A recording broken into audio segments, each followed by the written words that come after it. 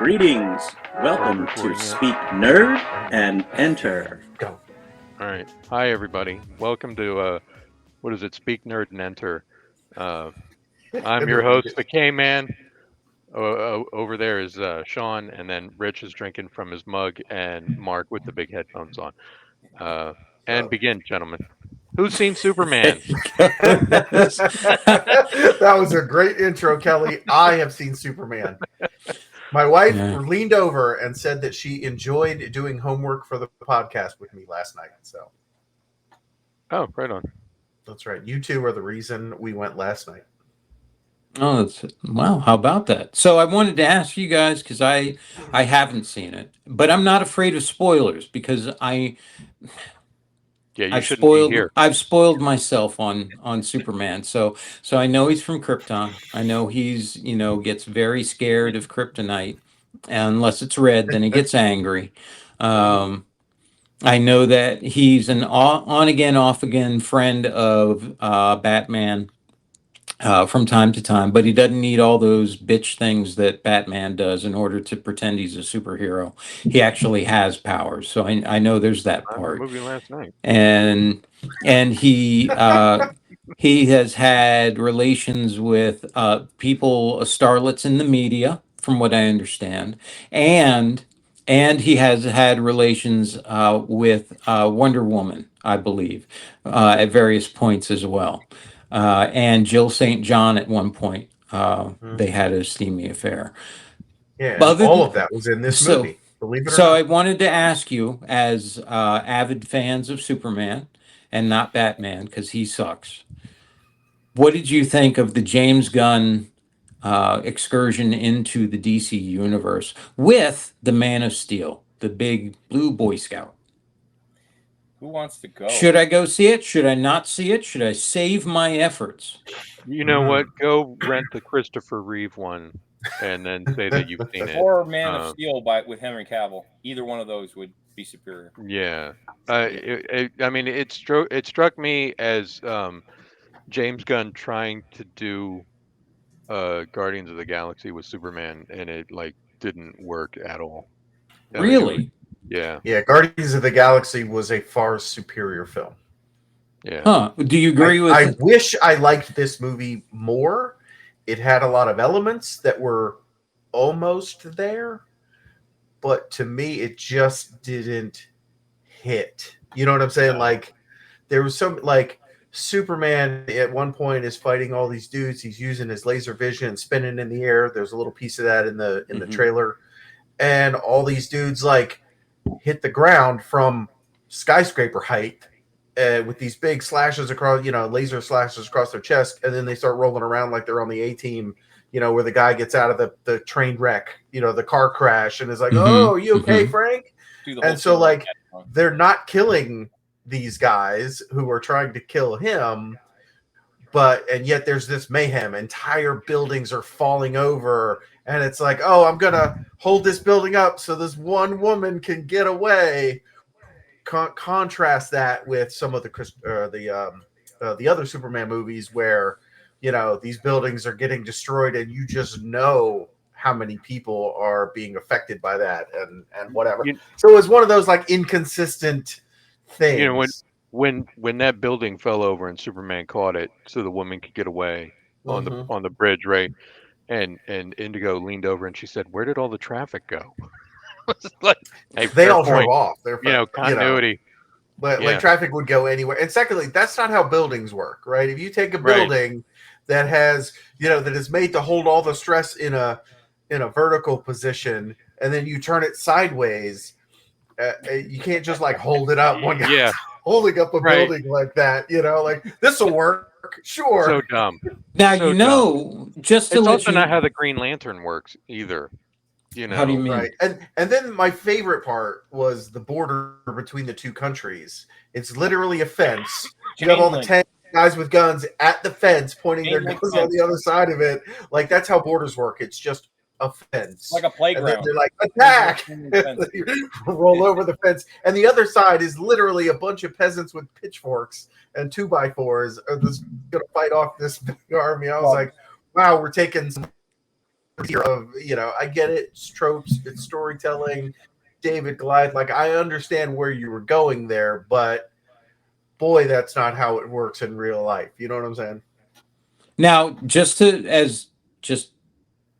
make sure, all three of you feel very much the same way about this, because right now I'm looking at Rotten Tomatoes, and it's at Yeah. 82% from the critics, but 94% from the audience. Well, it just shows you Well, that I would give it a people are 6, but because I'm me and I love movies, I would Yeah. very generously go to a 7. I Would I see it would go- again? Yes, I would. If the 13-year-old, if he's like, I want to go see Superman, I'd go see it again, which to me is high praise. But mostly I'd want to see it again to have a second fresh look at it. But it's mid. It didn't hit. It didn't land for me. Yeah, like overall, I was like, it was fine, but it didn't. Just Guardians of the Galaxy, great movie, loved it. Yeah. You know what Yeah, I mean? no. This was not that. 10 minutes in. 10 minutes I have in. I very was specific reminding thoughts. I don't want to monopolize this conversation. No, but Go ahead. 10 minutes in, I thought to myself, this movie is 2 hours and 10 minutes long. I have 2 more hours to go. And trying to think, should I go out to the concession stand? I don't want to be here. But, I went with Indy, and she went because I said, hey, let's go see this movie. But afterwards, when we left, she said, you were the Superman fan. Yeah. Okay. So let's do the sandwich message. Now sandwich that makes me method sad. on this. What Go did ahead. you guys like about it? Because there was a couple things where I was like, oh, I enjoyed this aspect of the movie. I'm not sure how. I haven't even started on the problems I have with this film, but you guys want me to? I don't want to monopolize the conversation here. So please do. Well, the bottom layer of bread is what we liked about it. The meat of the sandwich is going to be all of the things we didn't like about it, and then we're gonna. So let's start on the bottom. What I liked about it, I thought that their presentation of Mr. Terrific made Mr. Terrific into exactly what he was written to be. Regardless of whether that fit into the movie or not, I think their presentation of him was as good as they could have done for him, which is impressive. He's a tough character to make cool, and they made him cool, in my opinion. I was completely unfamiliar with Mr. Terrific coming into this movie. You know what I mean? Like, pretty familiar with him. He's a hard nut to crack in terms of how you make him seem like he should be with a Green Lantern who's an intergalactic level hero, or Superman who's a universal level hero, honestly. And then Hawkgirl will save for that middle layer. for sure. But, so I like that very much. I liked many of the throwbacks and asides that they had to classic Superman tropes and ideas. The ones that they utilized. So like the Fortress of Solitude, a lot of the things that were in the background and stuff like that. And I thought that very little of the action was well done. There was some nice characterization there, so a little bit of interplay between people that I liked. So there's my bottom layer. Go ahead, Kelly, Mark. What's the bottom layer again? What I like. What did you like about the movie? It's that small slice of pickle that's on the sandwich. I agree with Rich. I think Mr. Terrific was the best hero in the movie. Yeah, that's it. Mm-hmm. Okay. All right. I was okay with Superman himself. Right? They went away from the big beefed out Henry Cavill. It was a choice. His suit had like wrinkles in it and stuff. It wasn't this skin tight, look at my bulging muscles. But you know what? Neither was Christopher Reeve back in the day. So I was like, okay. Like I liked Superman. He was fine. I liked the way they wrote him, where he wasn't cussing and he wasn't doing things. He's trying to be, good and patient. And all of those. So I liked him. What else did I like about the movie? Yeah, that was probably it. And I didn't even like it that much. God, he had a wrinkly suit. No, but you know what I'm saying? Like when you're coming off Henry Cavill, right? You could double down and get somebody bigger and better looking than Henry Cavill. Good luck, right? Or you go the opposite direction. They went the Hey, they opposite didn't come direction, at me. and it worked. It was okay. I enjoyed it. I could have filled out that suit. Yeah, you could have filled out that. I could have filled out that suit. Did CGI Yeah. most of the action, but That bums me out, man, because Superman is, my favorite character. And so that bums me Yeah. out that they can't get a decent If I that know. a decent outing. you will not like this film. You will not Yeah. like this film if these No. are- I mean, I liked his parents. That they were a different interpretation of Ma and Pa Kent, but I enjoyed them. They were fine. Jimmy Olsen was great. 50. Lois Lane was the marvelous Miss Maisel, right? Is it the same actress? Who? Lois? Lois Lane was marvelous I'm Miss pretty Maisel. sure, Yeah, the same actress. It took me a minute. I was like, I know I've seen her in something. She was fine. I had no issues with her at all. You know what I mean? And she harkened back to the original Christopher Reeve kind of look. very- Whereas in the middle, we had some other people who were like, redheads and blondes and things like that, where she was always a brunette. So like that worked. But Hall not of enough Justice was for- cool. Who? The Hall of Justice. Oh, Hall of Justice. We got to see that. That was pretty cool. Yeah, that was nifty. Very so super friends. so I shouldn't go see it. That's what I'm getting from this. I wouldn't spend the money. on it. I would vote that you go see it with modified expectations and to be fair, I was excited to go see it on a Friday night. I think we went to like an 8:00 showing. Yeah. It was fairly crowded. It wasn't crazy, but we did not have the audience interaction and clapping and laughing that you would expect from opening night of a big popcorn summer superhero movie, which is part of the reason I felt it didn't hit. You know what I mean? Like, yeah, the some of the jokes fell flat, and it's I wanted it to be better. I'm Now disappointed. you're not the first person I've heard say that. I actually saw another review where they said one of the things that bugged them about it is that it was like he was trying to apply Guardians of the Galaxy humor to the movie, and because he did that, it didn't let the emotion come through in scenes where you should have had emotion come through. And so it kind of took away from the setting of the movie rather than adding to it. Whereas in Guardians of the Galaxy, it worked because it was a novel kind of, setting and group and all of that, and kind of lent itself to that sort of thing just with the characters that they had.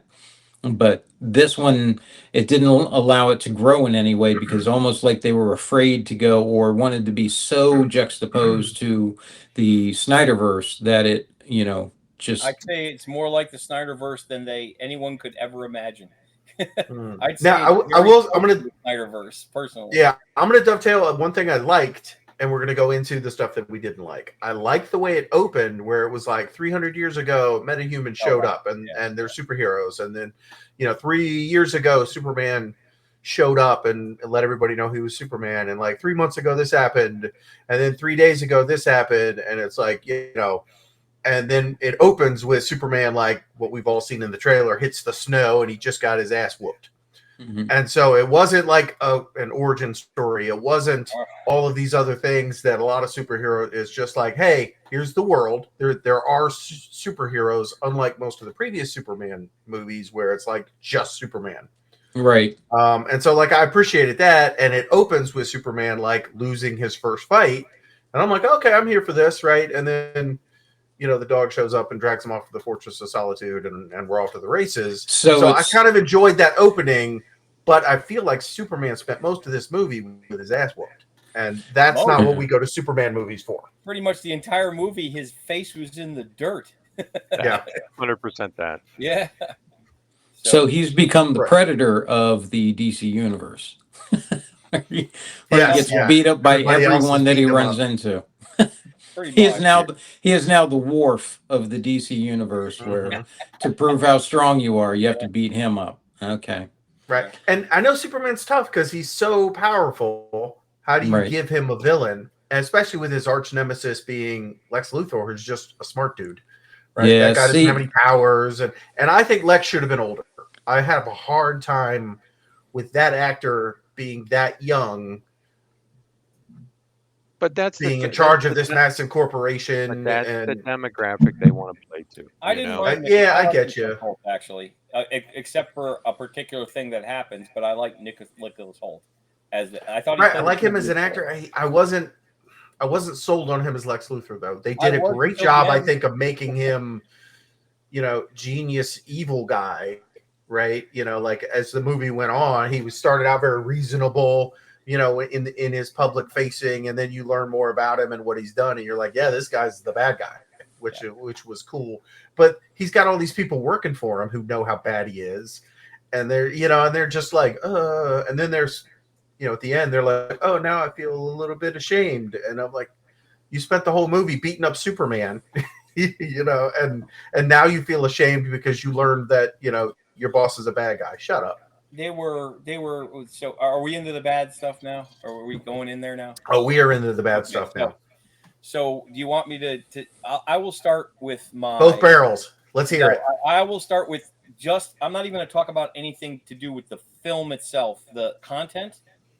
I'm going to talk about the way the film was constructed. So, the guys that write South Park, Trey Parker and Matt Stone. Trey Stone and Matt Parker. Trey Stone and Matt Parker. Thank you. I saw an interview with them where they were talking about how they create the show and how the beats work. They said if you are writing and you have either a therefore and a but between each story beat, this happens, therefore that happens, but this happens, therefore that happens, you're fine. If you ever Perfect timing. Go back. Hang on, go Perfect back. You ever. timing. Go back to if you ever. If you ever have an and then between your story beats, you're screwed. This movie was a continuous series of this happens, and then that happens, and then that happens, and then that happens. There was nowhere to settle. It's like there's a scene in the movie where the Luthor neutralizes Crypto by making him chase super squirrels in a holographic dome. That was you in the seat. It's a squirrel, and then there's a squirrel, and then there's a squirrel. It was a ADHD film construction where you had no point at any point in the movie. You never settled on anything. It's just like, here's a thing, and a thing, and a thing, and a thing, and a thing, and a thing, and a thing.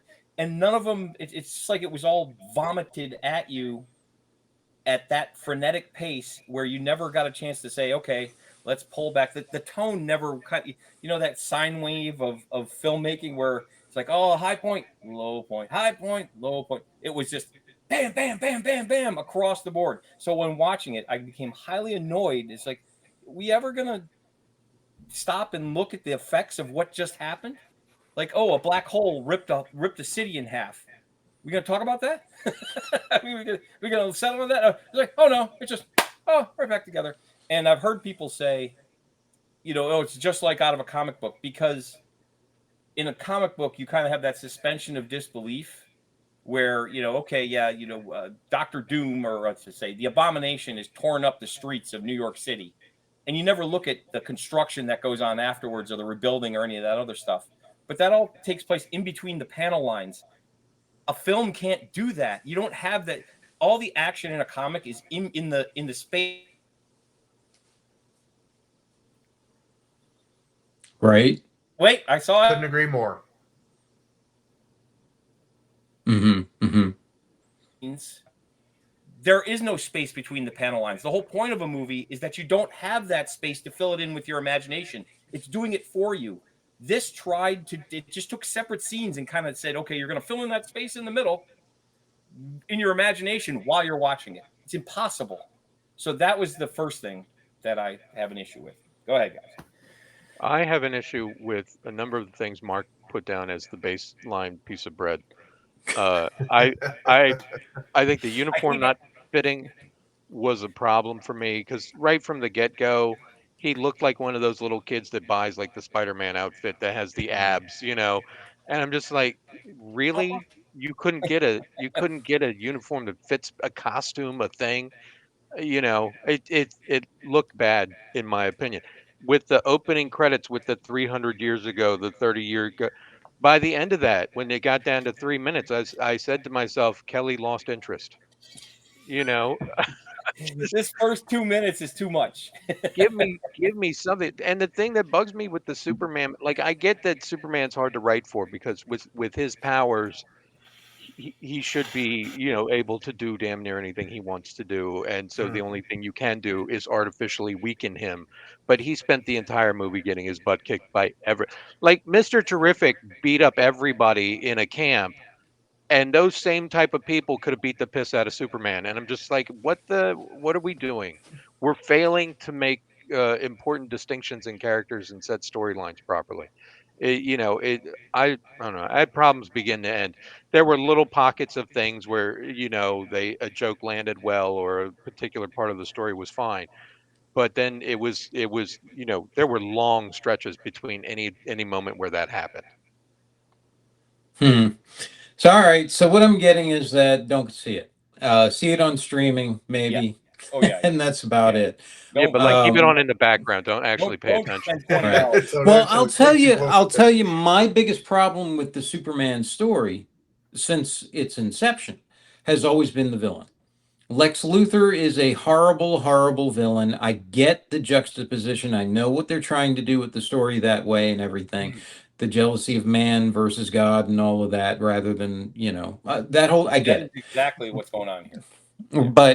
But I find him to be an uninteresting villain. Someone that, if anyone reading Superman or familiar with him at all, Superman would, he's not a villain. He's a nothing. There's nothing he's going to be able to do that Superman can't counter with a moment's thought from anyone who's familiar with him at all. Therefore, having to suspend disbelief to put yourself in a comic book world, you then have to suspend disbelief in that comic book world to believe that this guy is going to be a problem in some way for him. Where you do have villains of a Thanos level or beyond in the DC universe, who would make and have made good villains for or foils for Superman. And I don't understand why, I'm glad that he didn't do the This is Superman as a kid growing up and all that sort of thing rebooting again, because we've all seen it. They did a Why little are bit we in the middle. recycling? They did a little bit right in the middle. I get it, but I mean not to the extent that you've had in the other ones, is what, or at least that's what I'm getting from you guys. I don't understand why we have to keep recycling Lex Luthor. Gene Hackman, okay, he was kind of funny as Lex Luthor and stuff, and it was the first movie and all of that, so that's, okay, fine. And he had a girlfriend who had a big chest. So, as a little Nothing kid wrong with going to that. go see that in the movies, it was distracting enough, and I didn't know enough about it all to really put much thought into that and all that. But after that, when you grow up and you see, Lex Luthor again and again, it doesn't matter if it's Kevin Spacey playing him or the dude from Facebook playing him or any of that. It's still Lex Luthor.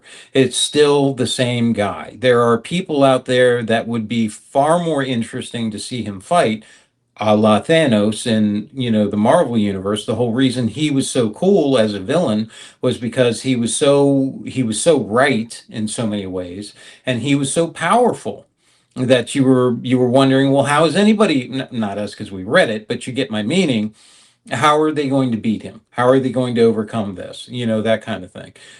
There are those that they can explore with that for Superman. There's, and not just Darkseid, but there's others in there. Yeah. I don't understand why they keep going to that well. I really don't. So let me ask you as a closing thought on this, because I want to talk about something that true. So much more. Oh, we're not done. We're not There's so done by much any more. stretch of the imagination. Yeah. Well, Mark, I know, but Ask you your have question, you please. have appointments today, and I wanted to get to this next part because I have an observation. Hmm. Do you see any future at all for your interest in the DC universe, or has James Gunn fallen so flat that you're going to be, not really? No, Okay, thank he you. has not turned me off to the DC universe. Like I was always a Marvel guy growing up. Those are the comics I read. I didn't read a whole lot of DC, so I don't have my foot as firmly into that camp as some other people. But it's Superman, it's Batman. I mean, come on, it's Wonder Woman. You know, like there's some iconic characters in there. Mhm. So I know that there's going to be a Supergirl movie, and I'm sure there's going to be, I think, a Green Lantern Corps that they're working on, and I am very interested in seeing these. I just wish I pray that they land better than this Superman movie did. You know what I'm Do saying? you Like, think, let me ask you something. Do you think, because you made me think of this just now, with the Supergirl movie, supposedly Jason Momoa is supposed to be in there as Lobo. Yeah. Do Oh, you yeah. think that the James Gunn style would fit him better than it did this outing? No. oh, I do. Yeah, like Lobo. Come on, he's a very Deadpoolish, breaking the third wall.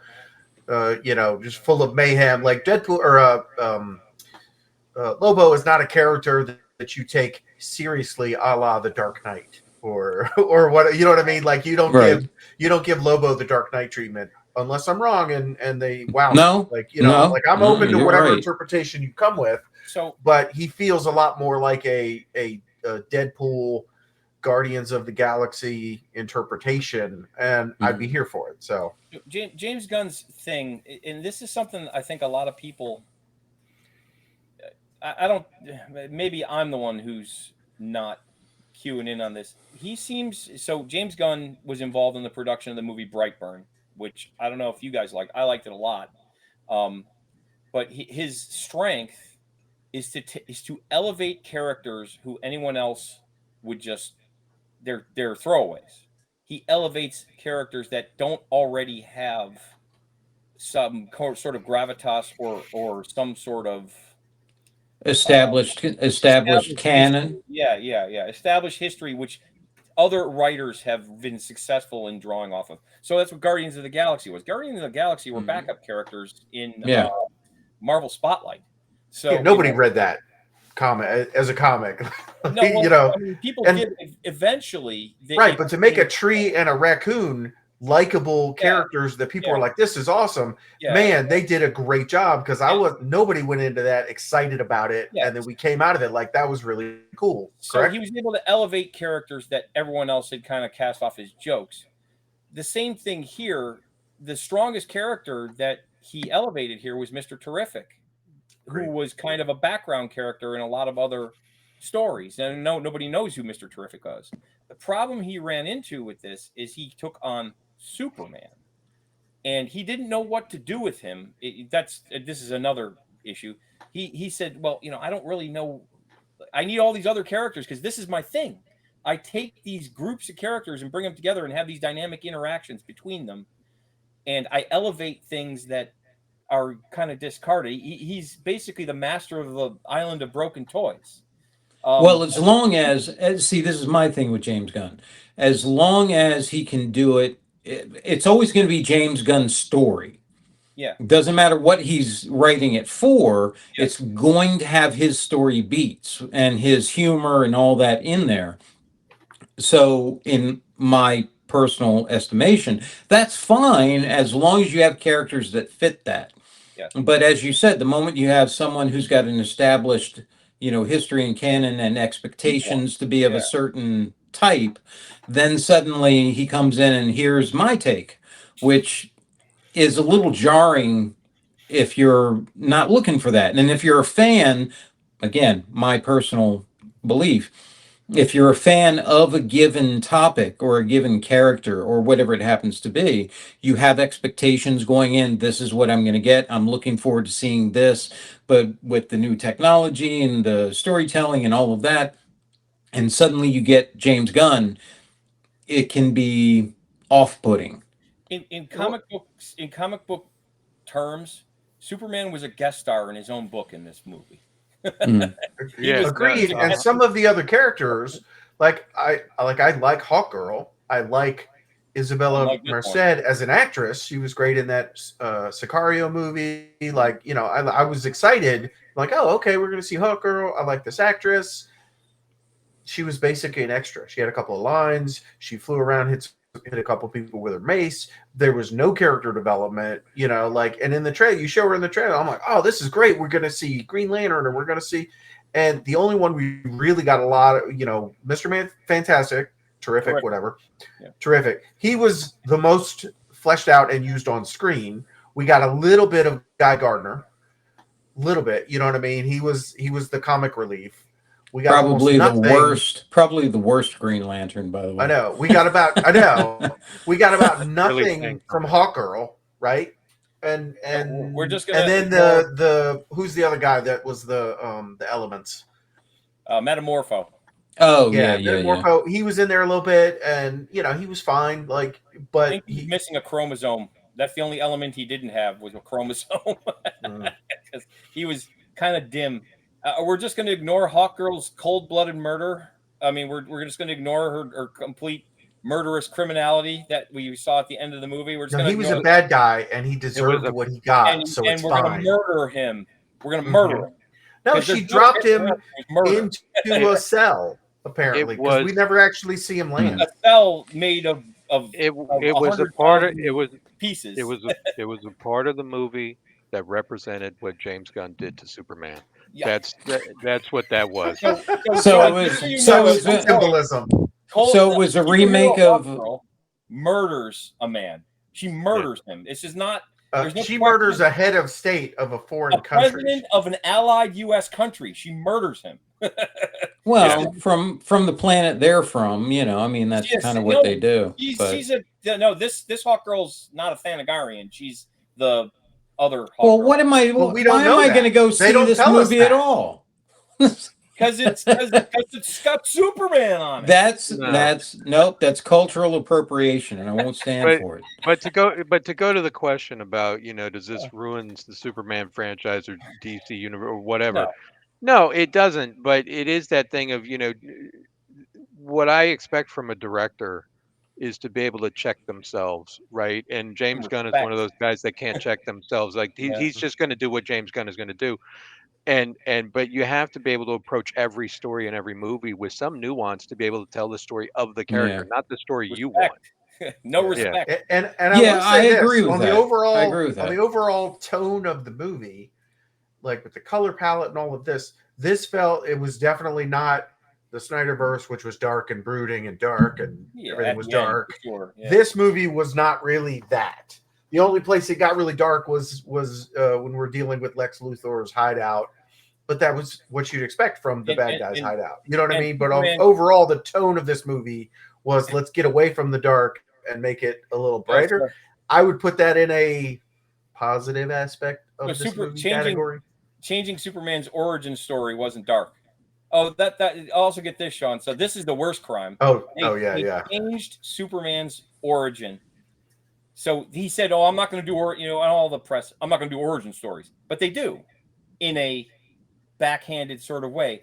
They change Superman's entire origin, and you get the sense that it kind of. So he's not from Krypton. He didn't get sent here by his parents. No, he did. But he then, was sent here. He wasn't sent here out of an act of mercy, love, and compassion for his people and for his family. No, he was sent here to conquer the earth.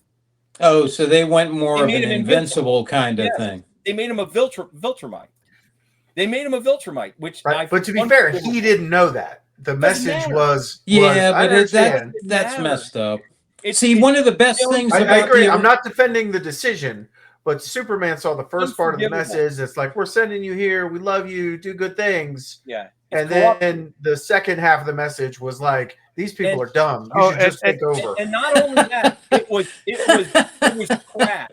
Get this, it was crass. They said you should now this is in the film. You should establish a harem of as many Earth women as you can to spread Kryptonian genetics. I'm not kidding. That was spoken. The Miracle Man thing is what he put in there then, huh? A harem, and then they make a joke out of it. It's like, oh, he's establishing his harem. Hey, I'm ready for that sequel. Crass. You take Superman and you drag him through the worst internet. Ron Jeremy is his father. It's true. Yeah. Brought to you by Pornhub.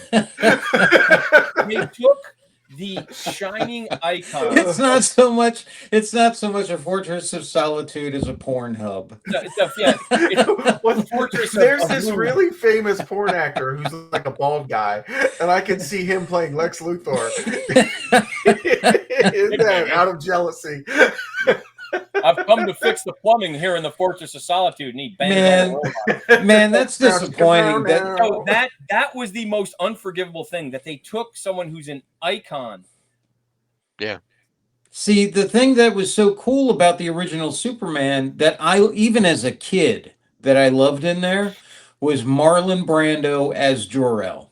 Yes. Yeah. He was he's to this day the best Jor-El I have ever seen. He was a tremendous father. I was sitting there in the theater thinking, every man, way. I wish that was Every my way. dad. You He's know, tremendous. even No, without the superpowers, I want that wisdom, you know? There was so much in the movie that was just forced. That was one of them. The thing that came out of that when they Unforgivable. finally unlocked the whole message, right, was they said, linguists have studied this and said this is the right translation. And I leaned over to Indy and I said, what linguists on earth understand how to speak that Kryptonian. language? I mean, come on. Yeah. And the person Yeah. who No, it's translated- 100% totally there. There's no way anybody could be wrong about this. It's not a fake, and like they were beating that over the head. And I'm just like, that's not how videos work. You think you know? It seemed to me like there was something that was going to be revealed at the end that made it to the cutting room floor. They said no, the message was wrong, and it's basically what Luthor was doing, because Luthor's whole shtick was he had a 1,000 brain amplified monkeys typing on the internet shit postings about Superman, and you'd say, okay, well, this is just more of that. But the person who translated it is the engineer who's a villain in the movie. And she's the one who's the only one who could crack the Kryptonian code. Well, to be fair, she was plugged into his computer. I could see her being able to learn the language, whatever. But that doesn't apply to all these other people that they no matter what drug it out. said. No matter what it said, Luthor was going to make it horrible. Is my point. Yeah, but they didn't follow. They didn't turn that beat around and say, "Oh no, yeah, it was just Luthor being Luthor." They made it. It's like, "No, this is actually what you were supposed to be." And then Superman believed it. And he said, "Oh, I'm not the person that I thought I was." Yeah. Come on. Instead, you'd be like, "Wow, my parents were dicks." Yeah, I'm glad I got found by the All right. semi My mom and pa kid, like before listen, before Mark has to dash off and do whatever extraordinary excursion of philanthropy he's getting ready to do. I wanted to say I finished Era of Ruin. Okay. And Kelly, you are Diocletian. Maybe. As I read that, I was like, oh my God, that sounds like if Kelly was a Custodes. Very good. That last story was very good. I liked it. I liked it very much. I liked that. I'm talking about that story. I think the stories that were in the book were, there were some that were good. There were some that were meh. Some I didn't care about. The last two, I think, were probably the best. I really like the one about the Sister of Silence as well. I found that one to be very good. But I think the Diocletian one I liked the most. No big surprise because that was Aaron Dembski Bowden, and I find his writing to be very. I think his is better than Dan Abnett, to be honest. I think you're probably right. Yeah. Yeah, but as I was reading that, Kelly, everything that Diocletian was thinking and doing and all of that, I was like, oh my God, that's if Kelly was a Custodes. That's what it would be like. That's why I wrote to you, Kelly, and I said this might change your. You were softening on the Emperor. I was like, oh, this might change your thinking right back to where you were before. No, I mean, I don't know. It's all very nuanced, right? I still think that the Emperor is ultimately a very tragic character, but I think Diocletian's point that when the Emperor was polling everybody, what do you think about my plan? And Diocletian's, I don't think it matters what I think, And it's true. It doesn't. I mean, the emperor's going to do what he wants to do. I don't know why he's talking to everybody. He doesn't listen to anybody. I But you think know, it I think it did matter to him. I think you're right. I think he's going to do what he's going to do, but I don't think he was asking just to ask. I think it actually did matter to him what yeah. the thoughts were. But you see everybody else who gave a point, the emperor gave Mhm. some shit job to, so they died in the webway, and Diocletian Diocletian lived. The only You one. know, yeah, Here, Ra, take this. Hold this yeah. for me. Now run. Run, you some bitch. That's right. Here's a demon. Now run for the rest of your existence. Enjoy. Sword as a- Thanks for your service. I love you so much, Ra. Now run. Run like the wind. But I thought Diocletian's dislike of the Primarchs made a lot of yeah. That I'm buying again, into that's that. where I was sitting there thinking, oh, that's Kelly. It goes Yeah. back, it goes back to my point that I made. The Primarchs are guns, the Marines are bullets, and the Emperor is a broken thing left out of its sheath for too long. I'm telling you that Necron Satan Shard, he had it dead on the nose, I think. Zarhulash, the Zarhulash. potentate. Yeah, the potentate, yes. I think Yes. he was correct. Zarhulash the potentate. Excellent work. See, that's what the Superman movie needed, was a potentate. Yes. Yeah. See, a Catan. There you go. How hard is it to come up with that? So here You come up with something like that. There's a fight for back to Superman. How do you think Superman would have fared against Darkseid? How do you think that would have gone? If this, like the hammer of Baravia almost killed him, what would Yeah. Darkseid do to him? Well, Darkseid in the comics was way above Superman in what he was able to do anyway. Well, So I mean, Yeah. it- Well, I feel like Superman was holding back yes. the whole time. look, I don't want to. I don't But want to they didn't contaminate do a good this. job of showing him holding back the whole time. You know what I Yeah. mean? Like it was one of those. Just wasn't here. Like he's What's fighting the- this thing that's the size Power of level was Godzilla, buried widely. and you can't fight something that size and not smash into a couple of buildings. Like contrast that with Godzilla -1. You know what I'm saying? But it was also, bloodless, and I'm gonna knock it just right, and we're gonna lay it in this thing, and I gotta not even let a squirrel get squished. What would I what liked would- that aspect of this. Superman was trying to be good, and maybe that hindered him a little bit. As from you as talk effective about this, as I he don't think could I be. can even watch it on streaming. No, he saved a squirrel too. He came flying out. and his Yeah. dog, another Yeah, dog. the city was attached by a giant Pokemon, and he wanted to save Yeah. the damn thing. Yeah, that thing Yeah. A looks terrible. Charizard, I've seen that. Yeah. It looks terrible. It looks awful. No, Uh, I thought the Era of Ruin it had its ups and downs, right? I think the story with Katsuhiro was very good. The one with the lady who had been working with the White Scars, whatever her name was, yeah, that one Ilya. that one went on about an hour too long, and the one with Diocletian was really good. I have to go back and listen to the one with Diocletian again because there was a lot packed into that. Yeah, there was. I liked how they broke it out. I did like that. And I like how he had Diocletian. See, there's a lot of things in there that then I like how they really sprinkled in a number of things that you could sit there and debate. Like he said, he was wondering, why the emperor tell me to have all my dreams written down and all this stuff? And especially when he hates the religious side of the whole thing and what it's become. And that's what he's become, is like a siphon for religious visions to people now. And he can't stop because the emperor asked him to do it. But it makes you wonder, well, why did the emperor ask him to do it? Because he's the only one that does it. That's the thing.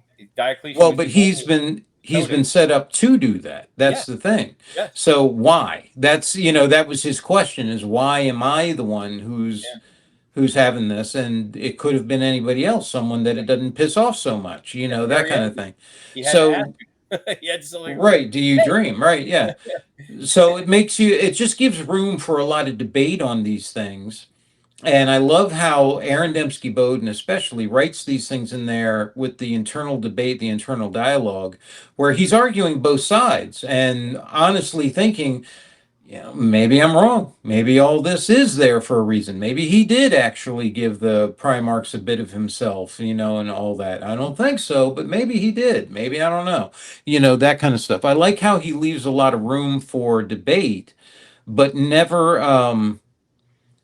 allows it to mire the story down. It's done in a really deft and interesting way. At least I found. I thought Yeah, that was really well done. but I think when you stop and you look at when you go through everything Diocletian said, right? Yeah.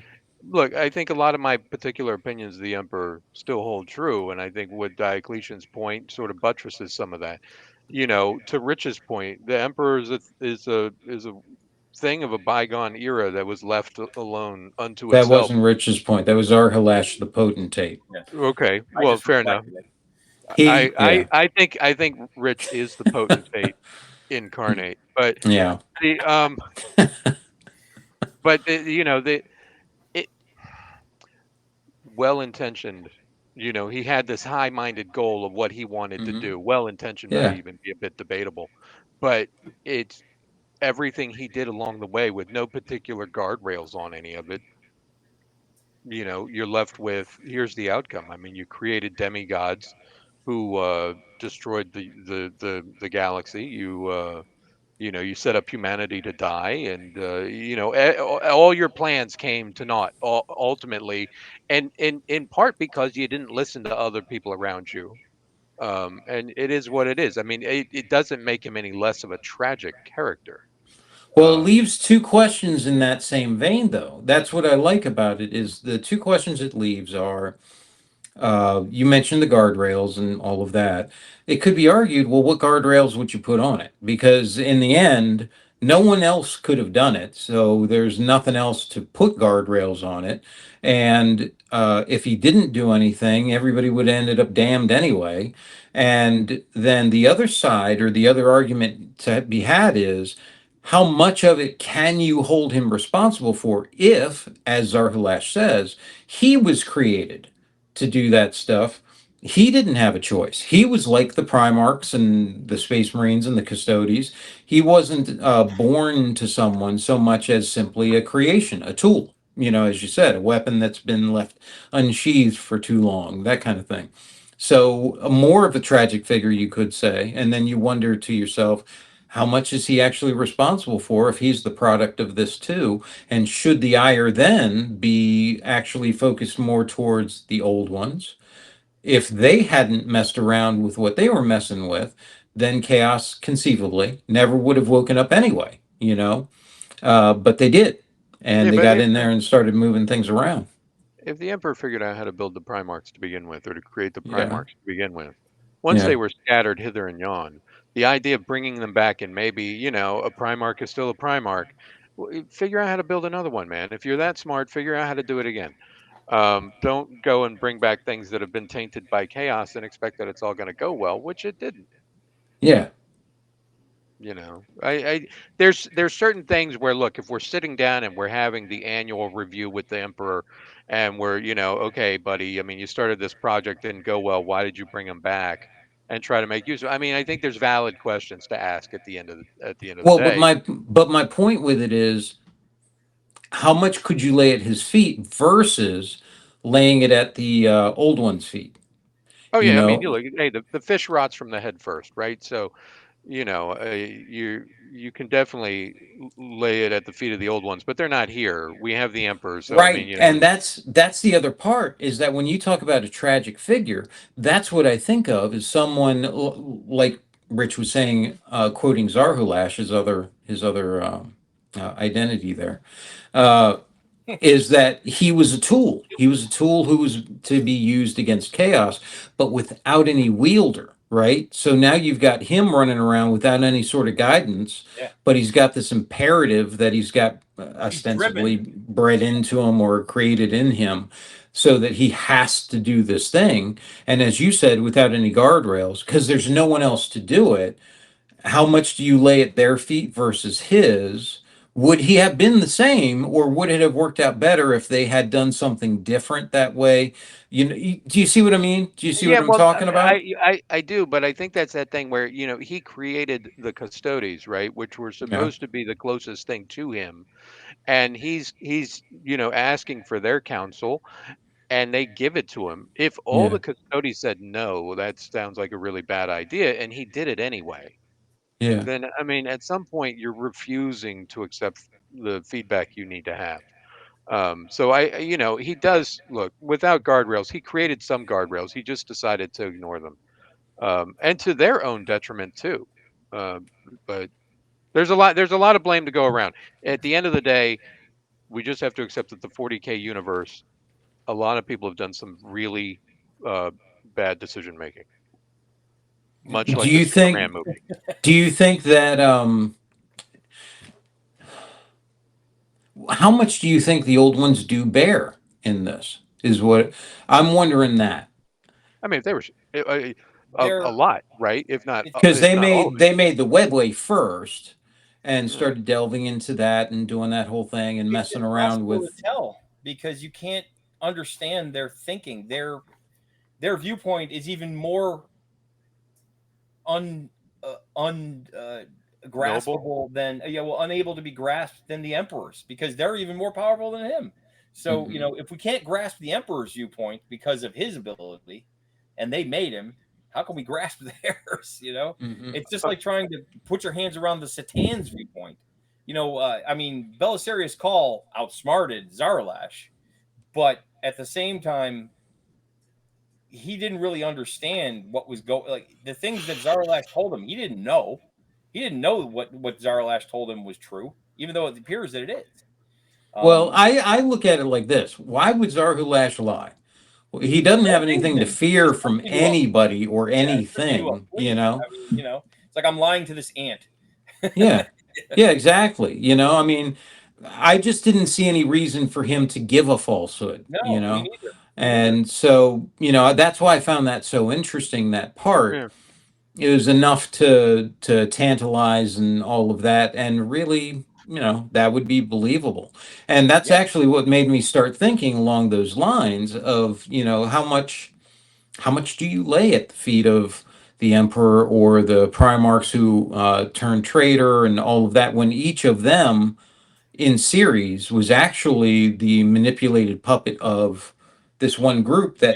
that I destroyed themselves, actually, in all That's the way the honesty. Eldar feel about it too. And they're, when you listen to how the Eldar speak about the Emperor, they talk about him as kind of a manipulated force as well. That he's, he really can't help what he does. I mean, he's super Mhm. powerful, but he can't help it. This is what he's Yeah. made to do, Really confined in his responses, Yeah, that yeah, kind of thing. yeah. but he still took the action. I mean, look, I mean, I can't look at somebody like Horus and say, well, Horus is the product of the emperor, and therefore I can't blame Horus. Horus No, made decisions, right, and that is what it Hmm. is. And the well, it was Primarchs that Erebus, followed him. really. It was Fair Erebus point. who did Fair it. point. Fair point. The worst But boy. even that goes back to the emperor brought back in the Primarchs, and I mean Erebus gets introduced into the thing because the emperor goes on the mission to find all the Primarchs. But it is this chain of events, and right. So I think everybody look. I mean, everybody's got to own their part, and that's what's got to be there. Everybody's got to own their part, and we got to deal with that.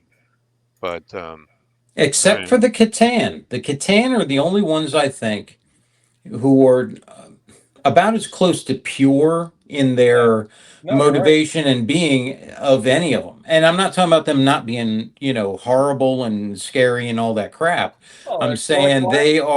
They do what they do. they really don't care what you think. Yeah. And they're not actually any propagator of chaos or anything like that. They're very selfishly driven that way. Um, They're the only yeah, being, other than the nulls, they're the only beings in the physical universe that are of and completely connected to the physical universe only. They have no yeah. presence in the warp. They're the basically the kind of the, I don't want to say bacterium, but they're the force that cleans up around the physical universe. Like they eat matter and stars, and that's their job. They're intelligent and they have some self will and determination. But at the end of the day, Oh, they're that's what I, that's yeah, what I meant. They're yeah, the ones who are actually the most free yes, in their motivations and everything. They have the least, if any, strings on them yeah, because they're not really beholden to anything else. They're yeah. the end game. Whereas the Chaos Gods even are beholden to Uh-huh. those that they feed on. Yeah, The Catan aren't even held to that. They're able to they can sustain themselves, as you said, just on the just the matter of the matter of the universe and that kind of thing. This was just a tasty diversion, yeah, is really what that was. yep. And so that's why I find them so interesting that way. Mhm. But anyway, yes, I thought Diocletian reminded me of you, Kelly. Everything I was reading in there, I was like, yeah, I could see Kelly doing that. Kelly being a custodian, even with all the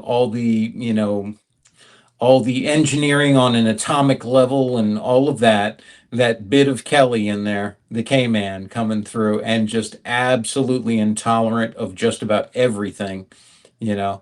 But still got that little bit of softness in him. I'm gonna give that kid, his robe or whatever in there so that he's got that, even though you're pretty sure he's gonna die anyway. Should have gave I him could see that. I I I re- I reject that. I think I am very kind-hearted. I Well, he said I he's don't probably going to get said murdered. He said he's probably going to get murdered for this cloak, so he gave it to him anyway. I don't think Yeah. I don't think I'm that jaded. I think it's fine to have questions. I think it's fine to question authority. I'm going to give him this cloak. I realize that he's probably going to get shanked in the dark over it by some back alley skell. But here you go, kid. Yeah. I feel good about it. Yeah. If the emperor protects now.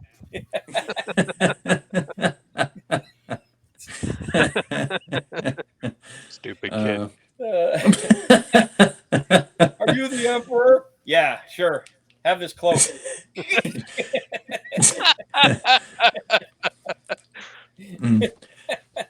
So what did you think? Anyway, I'm immortal. What did you think of it, Mark? In that little bit of time we have left before you got to jet out on your Playboy lifestyle, what are your thoughts on that anthology? I think I should acquire it and listen to it. He hasn't read it. Oh, you haven't read it? No. You haven't- Oh, I thought you did. Oh, Nope. I'm Skip the part sorry. about- skip the Yeah, part now it's all about spoiled. Ilya. I might not even bother. You haven't read Superman. Well, no, it's not spoiled at all. You'll enjoy it. It's very good. I know. I'm just messing with you guys. Yeah. Mark Yeah, you don't can care. skip the part about Ilya. You can I don't know. The thing that was tough to get through in the book is the person who was doing the voice of the Sister of Silence, the person reading The that. lady. Yeah. You didn't like her? Nah, I don't know. Fine, but like I didn't not. mind her. It took I some like that time to get story a through. lot. I The thought story Venetia was story Kroll- was very good. Yeah, I thought Venetia Kroll, they finally explained why she got a 3-word exit in kill counter. Tick. Yeah. Well, now it kind of explains why, right? So, Yeah. it was very I found that they gave her some just reward. And the way they told it was interesting as well, because it wasn't direct. It was very kind of you kind of understood. It's like, oh, it's very much like her. You can't refer to her directly. You kind of only refer to what she does, what happens around her, So I thought that was pretty clever the way they did that. But screw the Primarchs. Well, they can't help it either. Again, very Diocletian of you. Yeah. Yes. Yeah. No, I thought I thought the part about his thoughts about Rabute were that about part murdering him. Yeah, that part was great, and how Yeah. everybody was thinking the same thing. They were all going to go. It was going to happen. They were like, we're going to take care of this right now. That whole room was about to. I think Gilliman knew it. I think Gilliman was like, "Oh, I might be in a." I find your tedious distrust. Yeah. I think he kind of, after he said that, he looked around and he said, maybe I've miscalculated. Yeah, there's no stage because they're all microscopically like, ooh, you gonna get it? You gonna get it? Now, see, I also found that to be interesting because then it gives a whole different dynamic to the current situation. And I know, Kelly, you haven't read any of that. Yeah. But if I would suggest, Kelly, if you're looking for new books to read, new in the series, start with that, the Indomitus Crusade stuff. Yeah. you know, The do that. revised version. Because The what one? I don't know what he just said. the revised version. Oh, the The revised revised version. Yeah. Well, I don't think you can get the other one, not as an audiobook I don't anymore. think you can get it anymore. Yeah, you're right. Yeah. So you're good. But those three, yeah, that'll give you a bit of time to, you know, to delve into it and stuff and see what you think there. But this gives a lot of, I think, Context? nuance to the Custodes and their role in the Indomitus Crusade and all of that, and why are they actually out there and Yeah. doing what they're doing? You know, maybe they're not representing so much Rabute and, you know, being the mouth of the emperor out there and all that, so much as maybe the other way. They're waiting for the order. They're like, oh, it's time to go. just in case, whenever it happens, you know, yeah, they got Waiting for the they got order. the halberds ready, you know. So, all right, boys. Anything else before we let Mark rush off to his charitable events and private planes and big banquets with, you know, various naked women with Work. His with harem. His super yes. Well, no, I was thinking of the table with sushi on the naked lady Oh, kind yeah. of thing. Where he's, Frank's whole business acumen from Sunny in Philadelphia. harem. Yeah. Girl. Yeah. So, all right. Anything else, boys? No, don't All go see right. Superman. Don't pay money Right. for Superman. Yeah. Go see it. You'll love it. Nail the high C.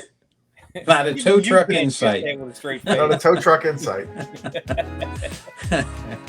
All right, boys. Well, thank you very much, and I will see you next time. Bye, everybody. This concludes our Speak Nerd and Enter broadcast.